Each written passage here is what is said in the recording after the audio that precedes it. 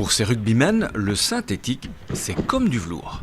En même temps, comme ce matin, on serait sur de l'herbe, ça serait beaucoup plus compliqué à réaliser, ne serait-ce que pour les appuis, ne serait-ce que pour les ballons pleins de boue, les vêtements pleins de boue, etc. Donc ça, c'est un confort. Mais le confort, ça s'entretient, ça se soigne, ça se bichonne. Vous êtes en train d'aspirer la moquette là? Ouais, on essaie de récupérer les billes. Ces jardiniers, un peu particuliers, sont envoyés par Hainaut Vigilance Sanitaire. Ce qui les intéresse, ce n'est pas ce qu'on voit sur le terrain, mais bien ce qu'on ne voit pas sous la surface, ces microbilles faites à partir de vieux pneus recyclés. Il nous faut réaliser le prélèvement sur plusieurs points évidemment du terrain.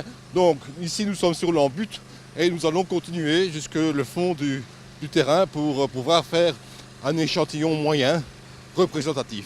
Direction le laboratoire de HVS. Ici, on a mis au point un protocole d'analyse pour mesurer l'éventuelle dangerosité des terrains synthétiques à la demande d'Infrasport. La matière est issue de pneus, de recyclés, et il faut savoir que le pneu a une qualité évidemment pour soutenir une voiture sur du macadam et possède des constituants qui ont mauvaise réputation.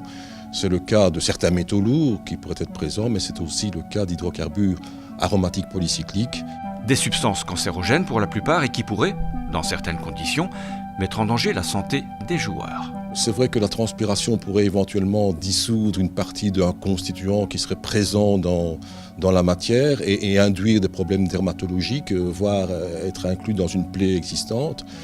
Le fait qu'il fasse chaud, et notamment pour des terrains indoor, on pourrait supposer que la matière puisse désorber un constituant volatile et influencer la santé de l'individu. Et nous allons même jusqu'à étudier l'aspect de l'ingestion de billes de terrain synthétiques par l'organisme. En matière de santé et de pollution, rien n'est laissé au hasard. Ici, on creuse littéralement toutes les pistes. Donc nous réalisons dans le cadre environnemental l'analyse de l'écotoxicité sur les eaux de drainage qui sont donc passées sur les terrains de foot synthétiques. C'est une analyse qui met en contact donc l'eau de drainage avec des microcrustacés d'eau douce qu'on appelle des daphnies, et après 24 heures de contact, on dénombre la mortalité de ces micro-organismes. Et bien sûr, plus la mortalité de ces micro-organismes est importante, plus la toxicité aiguë de l'eau se révèle être importante également. Pour l'heure, la dangerosité des terrains synthétiques n'est qu'une hypothèse. Les résultats des analyses doivent être interprétés par des toxicologues.